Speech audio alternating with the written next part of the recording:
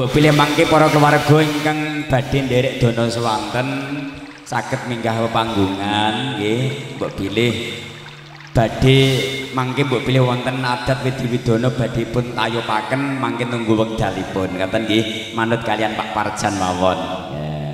Swasana ingkang sampun kapratisaken awit menika hiburan nanging nyuwun pangapunten menika sesene mboten sesen tayub, sesene sesen gembrung. Mbok pilih mangke gendhingipun kirang pas dhateng penggalih panjenengan kula minangka pengendali wara mboten pramugari Pak, kula MC.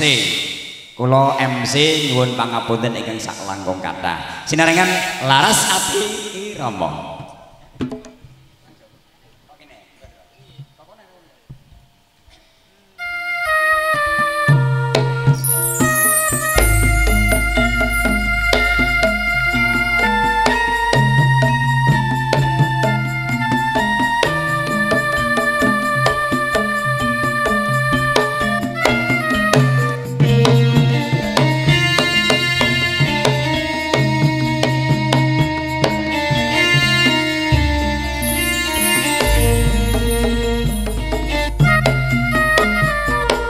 Senajan aku bocah gunung papan padunungku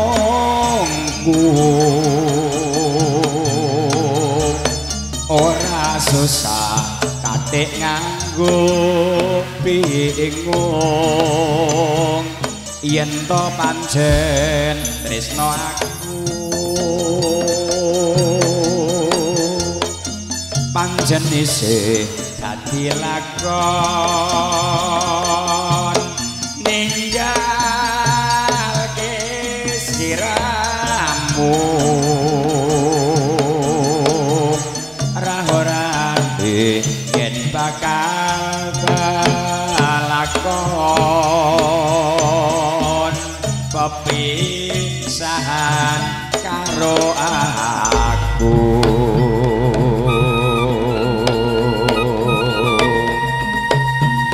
Moga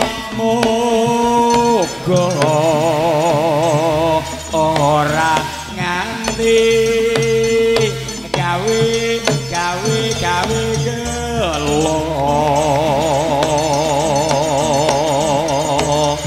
ngati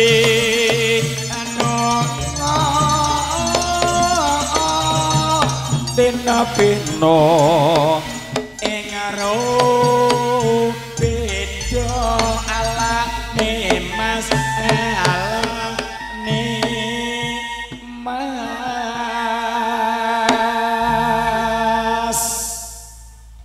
pripun Pak? Cekap tenggene Pak Parjan benjing sinten ing badhe ngrawuhke. Tasih enten nggih piyanten mriki. Kira-kira jare. Apa kowe ora kelingan dolan ning omahku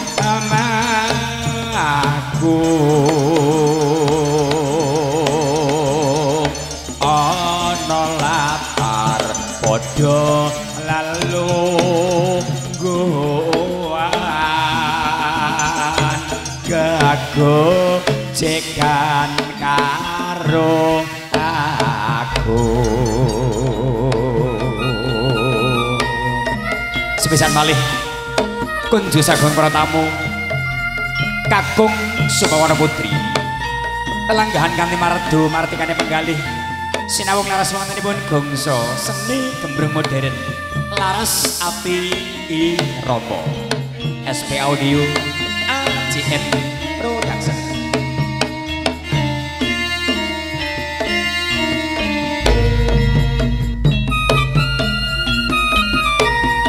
Senajan aku bocah gunung papan padunungku ora susah katik nganggo bingung yen to pancen tresno aku pancen isin dadi lakon ninggalke sliramu ra ora ande yen bakal lakon pepisahan karo aku.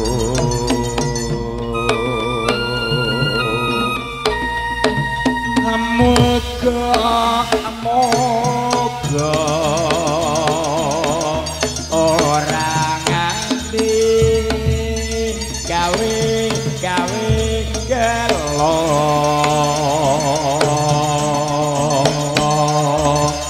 ngong ati anu tinapeno ing aro beda alane masalah ni mas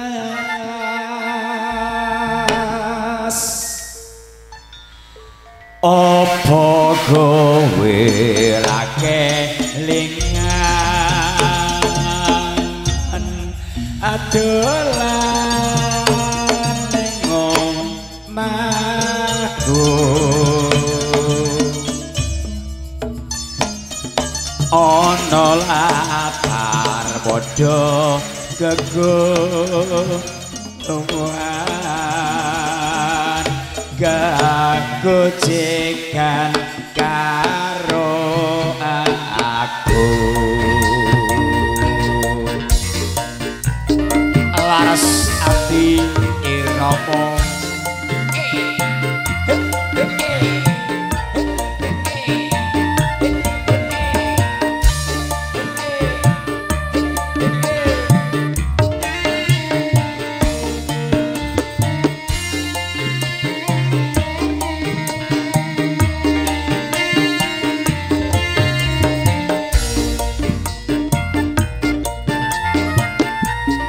senajan aku bocah gunung papan padunungku ora susah kate nganggo bingung yen to pancen tresno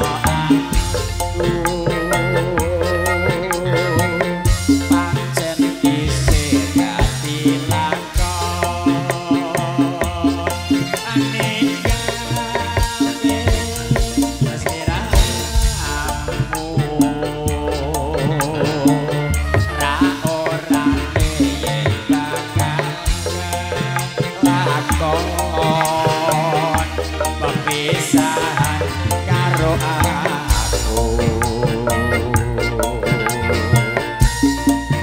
muga-muga ora ganti gawe kelolo ati anu peno ing aro beda alane masalahne apa kowe ra kelingan adolan ing omahku ana lapar padha